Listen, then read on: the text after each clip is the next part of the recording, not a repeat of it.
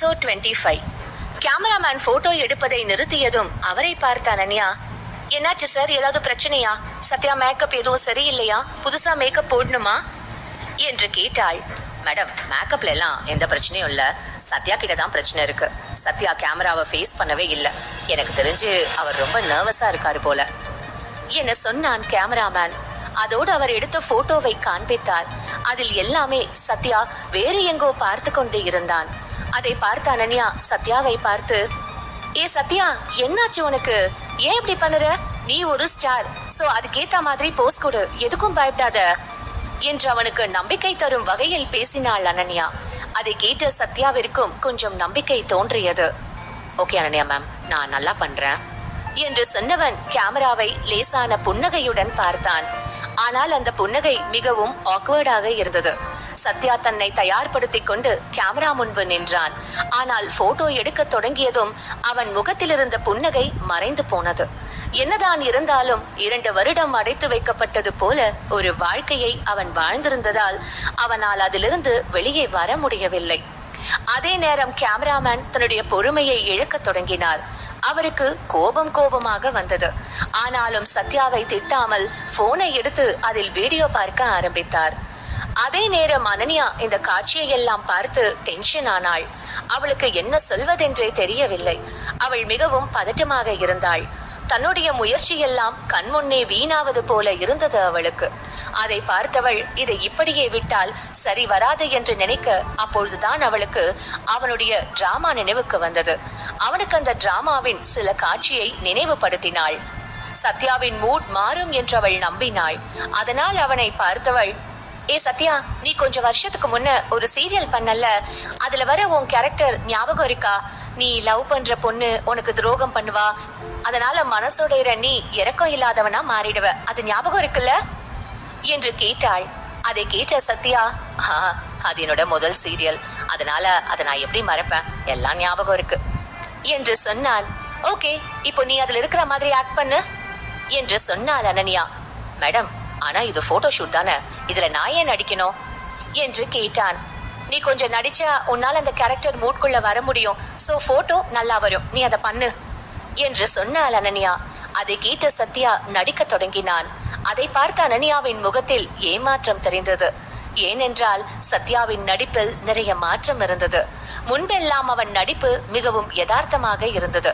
ஆனால் இந்த நடிப்பை பார்க்க மிகவும் போலியாக தெரிந்தது. அனன்யா எதுவும் சொல்லாமல் இருக்க அவளை பார்த்த சத்யா, அனன்யா மேடம், நான் இன்னொரு முறை இதை ட்ரை பண்றேன், இந்த முறை நான் கண்டிப்பா கொஞ்சம் நல்லா பெர்ஃபார்ம் பண்ணுவேன் என்று சொன்னான். அதை கேட்ட அனன்யா சரி என்று தலையசைத்தாள். ஆனாலும் சத்யாவால் ஒழுங்காக நடிக்க முடியவில்லை. அவன் தொடர்ந்து சொதப்பிக் கொண்டே இருந்தான். அதை பார்த்த அனன்யாவிற்கு தான் தவறாக தேர்வு செய்து விட்டோமோ என்று தோன்றியது. அதோடு டேவிடின் முகமும் அவள் கண் முன்பு வந்து போனது. அதையெல்லாம் நினைத்து கோபம் கொண்டவள் சத்யாவை பார்த்து, ஒரு நல்ல ஆக்டர் எந்த கேரக்டர் கொடுத்தாலும் நடிக்கணும், ஆனா நீ என்னன்னா நீ நடிச்ச கேரக்டர் கூட பண்ண மாட்டேங்கிற. உன்ன மாதிரி நடிக்க விருப்பம் இல்லாதவன் எல்லாம் எதுக்கு இந்த மாதிரி ஃபீல்டுக்கு வந்து உயிரை வாங்குறீங்க? உனக்கு நடிக்க வரலன்னா இங்க நின்று ஏன் டைமை வேஸ்ட் பண்ணாத, நேரா ஏதாவது சர்க்கஸ்ல போய் வேலையை பாரு என்று கத்தினாள் அனன்யா. அனன்யா இதுவரை சத்யாவிடம் இப்படி பேசியது இல்லை. ஆனால் அவளுக்கு இப்பொழுது வேறு வழி தெரியவில்லை. அவள் அப்படி பேசியதும் சத்யாவிற்கு பயமாகத்தான் இருந்தது. ஆனால் அவனாலும் அனன்யா நிலையை புரிந்து கொள்ள முடிந்தது. அனன்யா அவனுக்காக நிறைய செய்து விட்டாள். அப்படி இருக்கும் பொழுது அவள் கேட்பதை செய்யவில்லை என்றால் அவளுக்கு கோபம் வருவது நியாயம் என்று அவனுக்கும் புரிந்தது. அனன்யா எதுவும் பேசாமல் சத்யாவை பார்க்க, அப்பொழுது அவளிடம் வந்த கேமராமேன், மேடம், இன்னைக்கு நம்ம ஷூட் பண்றோமா இல்லையா? இப்போ ஸ்டார்ட் பண்ணாதான் என்னால டைம்க்கு வேலையை முடிக்க முடியும், சோ கொஞ்சம் யோசிங்க என்று சொன்னார். அதை கேட்ட அனன்யாவிற்கு கஷ்டமாக இருந்தது. இந்த போட்டோகிராஃபர் இந்த துறையில் சற்றே பிரபலமானவர். அதனால்தான் அனன்யா இவரிடம் பேசி கஷ்டப்பட்டு அவரை இங்கு அழைத்து வந்திருந்தாள். இவர் எடுக்கும் போட்டோ மூலம் சத்யாவிற்கு கொஞ்சம் பாப்புலாரிட்டி கிடைக்கும் என்று நினைத்தாள். ஆனால் அதெல்லாம் இப்பொழுது வீணாகிவிடும் போல இருந்தது. அதையெல்லாம் யோசித்தவள் சோகமாக நிற்கும் சத்யாவை பார்த்தாள். அவ்வளவுதான், அவளுடைய கோபம் தலைக்கு ஏறியது. ஏய், உனக்கெல்லாம் என்ன பிரச்சனை? எதுக்காக நீ நடிக்க வந்த? என்ன இத்தனை நாள் நடிக்காததால உனக்கு எல்லாம் மறந்து போச்சா? சரியான புலி மூட்டை மாதிரி நின்னுட்டு இருக்க. உனக்கு எல்லாம் கொஞ்சம் கூட வேலை பார்க்க தெரியாதா? எப்ப பார்த்தாலும் வெட்டியா நின்னுட்டு ஐயோ என் வாழ்க்கை இப்படி ஆயிடுச்சுன்னு புலம்புதான் தெரியுமா? நான் ஒரு விஷயம் சொல்லவா? உன்னெல்லாம் வேற யாரும் முன்னேற விடாம பண்ண வேண்டாம். நீயே உன் முன்னேற்றத்தை தடுத்துப்ப. நீ எல்லாம் 4 பேர் கிண்டல் பண்றத கேட்டுட்டு நிக்கதான் லாய்க்கு. உன் வாழ்க்கைய மாத்தணும், உனக்காக நிக்கணும்னு நான் வந்தல்ல. என் புத்திய செருப்பால் அடிக்கணும். இங்க பார், நீ எனக்கு சரிப்பட்டு வர மாட்ட. பேசாம நீ உன் பக்கம் பார்த்து போ. பார்ட் டைம் ஜாப் பண்ணி எப்படியோ வாழு.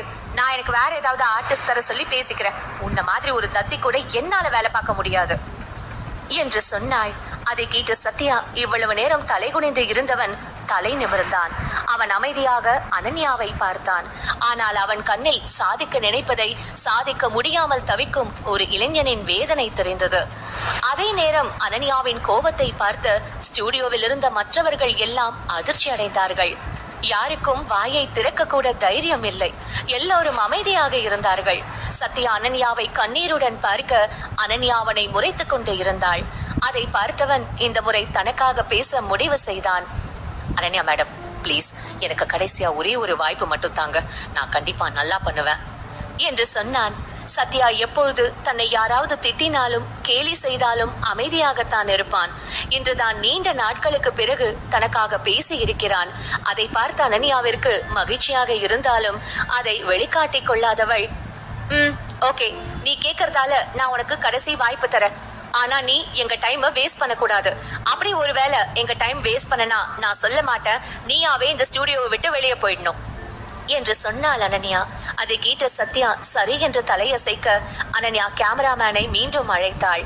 அவரும் இந்த முறை எல்லாம் சரியாக நடக்கும் என்ற நம்பிக்கையில் வந்தார். ஓகே கைஸ், எல்லாம் ரெடி ஆகுங்க, நம்ம வேலையை ஸ்டார்ட் பண்ணுவோம் என்று சொன்னார் கேமராமேன். லைட்ஸ் எல்லாம் ஆன் ஆனது.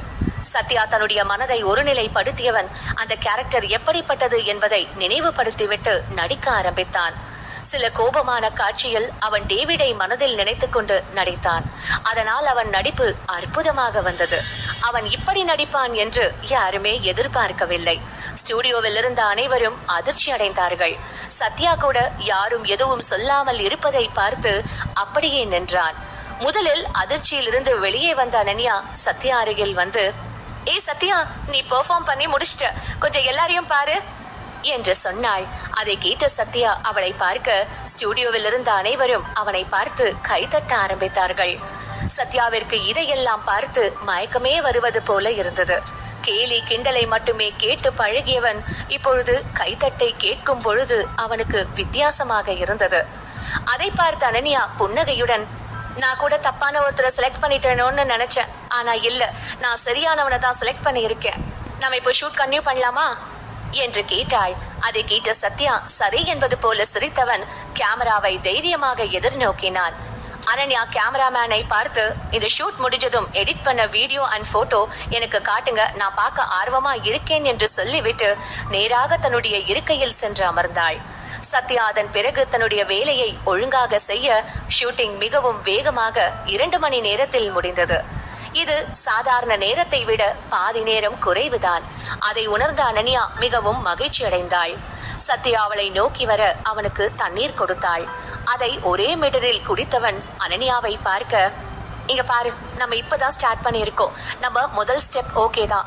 ஆனா இதை பப்ளிஷ் பண்ண, பப்ளிக்கு அனௌன்ஸ் பண்ண நமக்கு பெர்மிஷன் வேணும். நான் அதை எப்படியாவது வாங்குறேன். நம்ம கண்டிப்பா முன்னேறுவோம் என்று சொன்னாள்.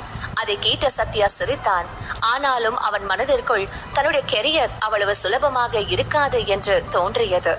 அவன் எதையோ யோசிப்பதை பார்த்த அனன்யா, ஏ சத்யா, நீ எதுக்கும் கவலைப்படாத, நான் இருக்கேன் உன் கூட.